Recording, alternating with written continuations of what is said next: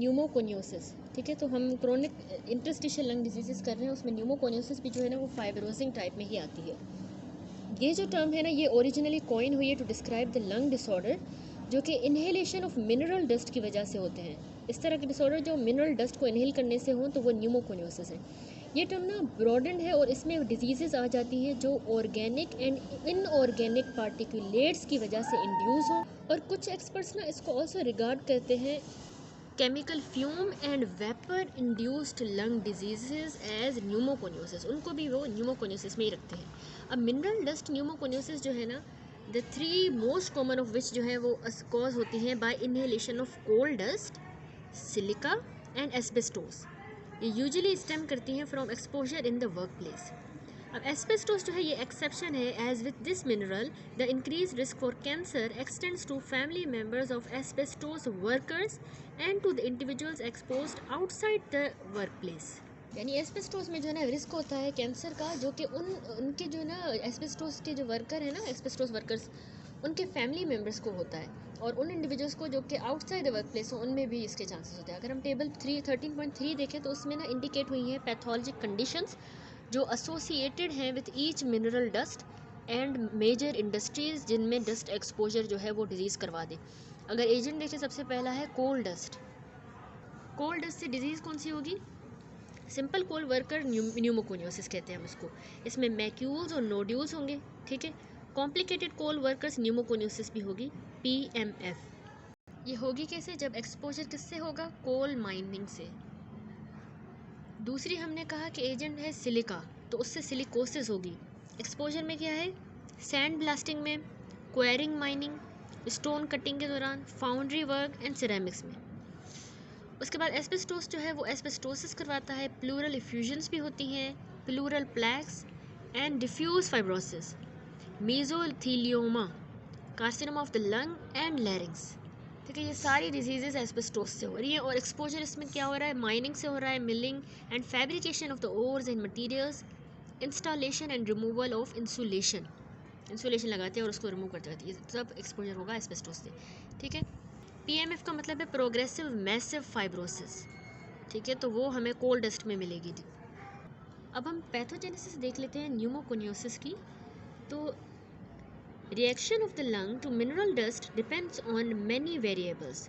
कौन से वेरिएबल्स आ जाते हैं? एक तो size, shape, solubility and reactivity उन पार्टिकल्स की।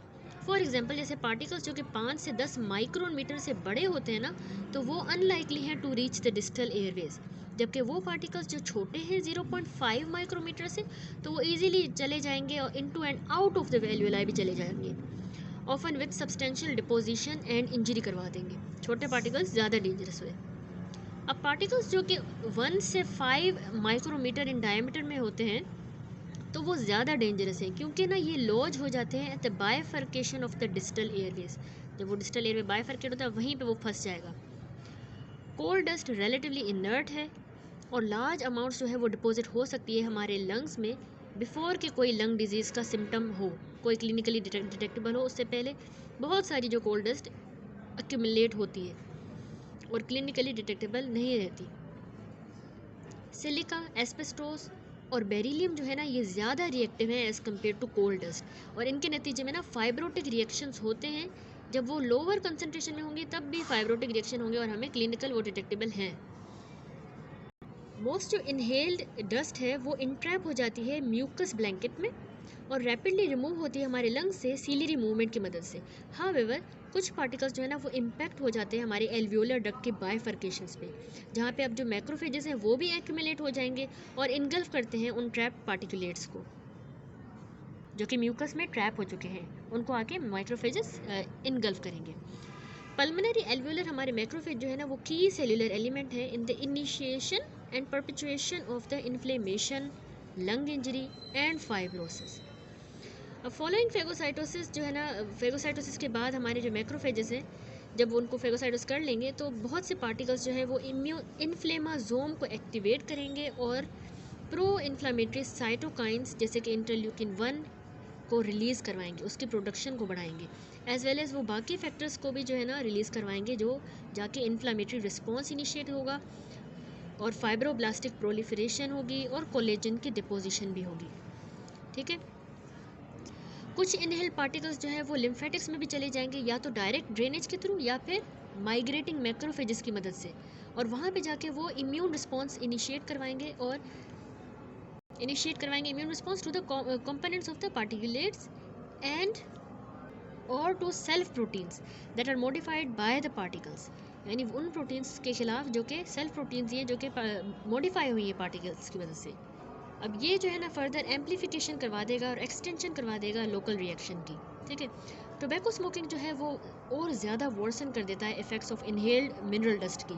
ठीक है, अगर स्मोकिंग भी कर रहा है बंदा तो और डबल हो जाएगी disease, more so with the asbestos than the other particles. Asbestos वाले में और स्मोकिंग हो साथ तो फिर वो ज़्यादा सीवियर कंडीशन हो जाएगी।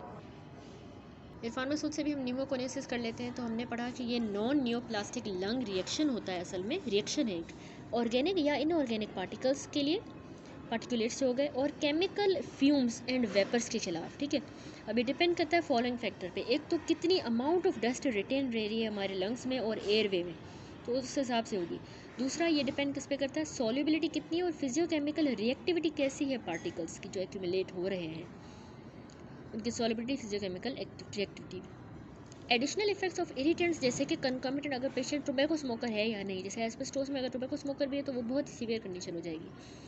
दूसरा साइज़ और शेप पे, अब हमने पढ़ा कि मोस्ट डेंजरस पार्टिकल्स हैं वो 1 to 5 माइक्रोमीटर होते हैं डायमीटर में। अब ये स्मॉल साइज़ जो है वो हेल्प करेगा कि वो पार्टिकल ना टर्मिनल एयरवे में रीच कर जाए और एयर सैक्स में, और वहाँ पे सेटल कर जाएगा उनकी लाइनिंग्स में, छोटा पार्टिकल। ठीक है, अब जो छोटा पार्टिकल होता है ना वो अक्यूट लंग इंजरी करवा सकता है। लार्ज पार्टिकल जो होगा, बड़ा पार्टिकल, तो वो रेजिस्ट करता है डिसोल्यूशन, टूट नहीं पाता, और इसके नतीजे में वो परसिस्ट रहेगा हमारे लंग के अंदर, लंग के पैरेन्काइमा में सालों तक वहीं पर बड़ा पार्टिकल रहेगा। ठीक है, ये हो गई न्यूमोकोनियोसिस। पैथोमा से भी देख लें तो ये इंटरस्टिशियल फाइब्रोसिस है ड्यू टू ऑक्यूपेशनल एक्सपोजर की वजह से, और इसमें क्रोनिक एक्सपोजर रिक्वायर होता है टू स्मॉल पार्टिकल्स। ठीक है, स्मॉल पार्टिकल्स का क्रोनिक एक्सपोजर हो जो कि फाइब्रोजेनिक हो। इसके अलावा कह रहा है कि इसमें एल्यूलर मैक्रोफेजेस ना फॉरेन पार्टिकल को इनगल्फ करेंगे और वो फाइब्रोसिस करवाएंगे। इस टेबल 9.4 में न्यूमोकोनियोसिस को देखें तो डिफरेंट लिखी हुई है, कोलवर्क न्यूमोकोनियोसिस, सिलिकोसिस, बेरिलियोसिस, एस्बेस्टोसिस, ये सारी हम डिटेल में देखते हैं। बेसिक से भी कर लेते हैं। कोल वर्कर्स न्यूमोकोनियोसिस, देखिए पूरी दुनिया में जो है ना डस्ट रिडक्शन जो है इन कोल माइंस, तो उनमें डस्ट की रिडक्शन ने ना कम कर दिया है incidence coal dust induced disease का। ठीक है, spectrum of lung findings in the coal workers is wide, ranging from asymptomatic anthracosis होती है कुछ लोगों को, जिनमें मतलब पिगमेंट जो है ना वो डिपॉजिट कर जाता है without a perceptible cellular reaction, to simple coal workers pneumoconiosis भी होती है, ये भी दूसरी डिजीज़ है CWP, कोल वर्कर न्यूमोकोनियोसिस, जिसमें मैक्रोफेजेस जो है वो एक्यूमुलेट कर जाती हैं हमारी little to no pulmonary dysfunction के साथ, बस वो एक्यूमुलेट कर जाएंगे या लिटिल या नो पल्मोनरी डिसफंक्शन होगा।